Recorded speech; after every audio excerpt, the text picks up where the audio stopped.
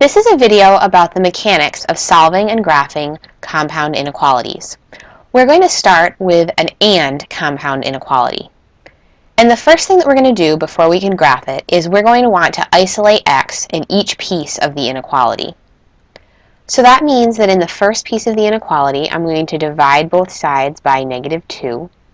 And because I'm dividing by a negative number, I'm going to have to flip my inequality sign, which is going to leave me with x is greater than or equal to -4. And then in the second piece, I'm going to have to start by adding 1 to both sides. And after I add 1, that's going to leave me with 3x is less than 15. And then I will divide both sides by 3, leaving me with x is less than 5. So the first thing that we're going to do now that we've isolated the variable is we're going to write a nice solution to this inequality. So my solution includes both parts of the inequality with the AND. So I'm going to write x is greater than or equal to -4 and x is less than 5. You need to write these things together with the AND, or else they wouldn't be a combined inequality. Next, we need to graph. So I'm going to start by drawing a number line.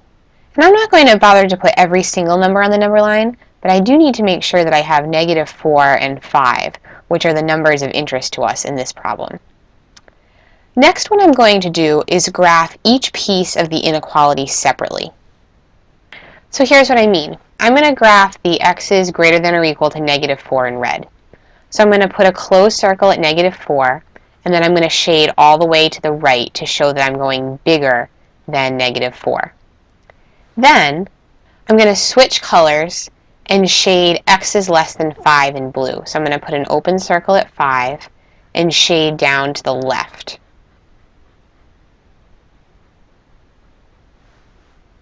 So since this is an AND inequality, the solutions are going to be the places that are red and blue.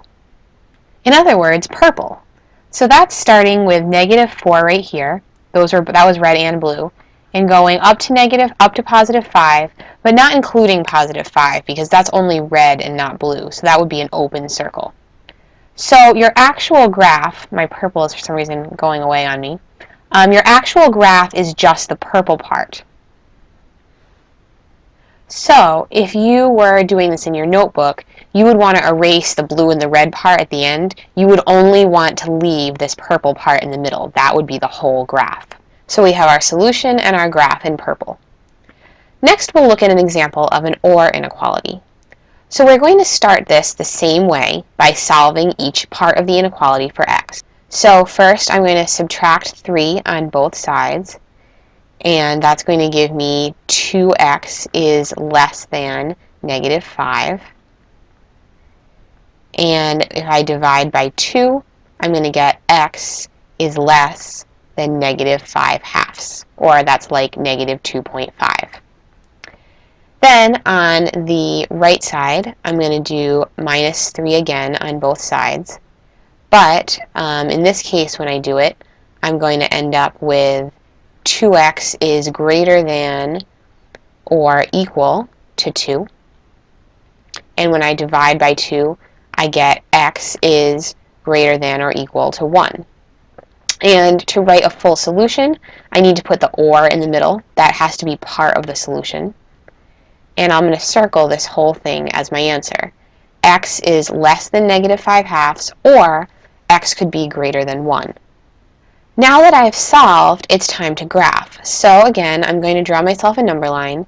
And for the purposes of this, I'm just going to put 2 numbers on it. One of them is going to be +1, and the other one is -5/2, or -2.5. And again, I'm going to graph each piece separately in different colors. So I'm going to do the x is less than -5/2 first. So I need an open circle at -5/2 or -2.5, and then I'm going to shade all the way to the left because we're less than -2.5. And then I need greater than or equal to 1. So I'm going to color in my circle at 1 and go all the way up to the right. Now notice that in this one and the last one, the different parts of the inequalities had different types of endpoints. Like this one has an open, this one has a closed. That's okay, they don't need to be the same. Now for this one, because it's an or, what I care about is that it's red or blue. So what that means is that I want to leave everything I have on my graph. It's the two pieces going either way. And that's often what an or looks like. Two pieces going either way, whereas an and would be a piece in the middle. Now we'll look at one more example. In our third problem, we don't see and or. But if you look a little bit more closely, you can see that this is the special way to write an and inequality, with the part that has the variable in it between the lowest value and the highest value. So because this inequality is written in this special way with the three pieces, we're going to solve it in a special way as well. We're going to isolate x like we normally would, but when we do things like add 1 to get it away from the x, we're going to add 1 to all three pieces of the inequality. So to isolate this x, the first thing I have to do is add 1. So if I add 1 in the middle, I'm also going to add 1 on the right, and I'm going to add 1 on the left. So we're doing this in all three places at once, which is kind of cool. And that gives me negative 29 is less than or equal to 2x, which is less than or equal to 42. Now I need to divide by 2, and divide by 2 in all three places. So, this should have been just notice, this should have been a negative 28.